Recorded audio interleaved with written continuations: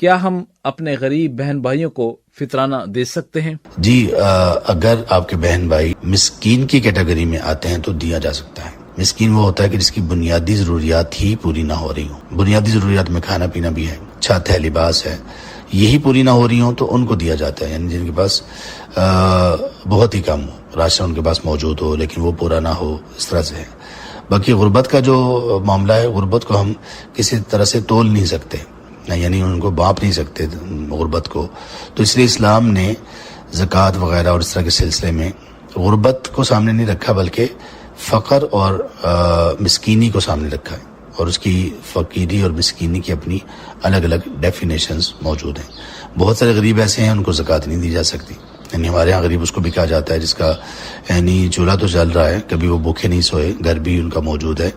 لیکن ویسے کچھ تنگی ہے، بچے ان کے بہت کمزور، ہلکے عام اسکولوں میں پڑھتے ہیں، اچھے اسکولوں میں نہیں پڑھ سکتے، وہ بہت اچھا لباس نہیں پہنتے لیکن لباس ان کے پاس موجود ہوتے ہیں، ان کے پاس گاڑی نہیں ہے تو لوگ ان کو بھی غریب کہتے ہیں، تو ان کو تو زکوٰۃ یا صدقات نہیں دیے جا سکتے۔ تو اس لیے اگر آپ کے بہن بھائی ان لوگوں میں سے ہیں جو مساکین میں فال کرتے ہیں تو تب آپ دے سکتے ہیں، لیکن اس میں ایک چیز کا اور خیال رکھنا بھی ضروری ہے،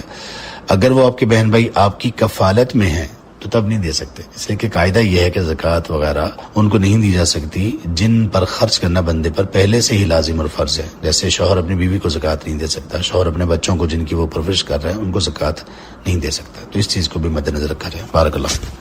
بہت بہت شکریہ ڈاکٹر عبدالجبار بلال، آپ نے سامعین کے سوالات کے جوابات قرآن سنت کی روشنی میں دیے۔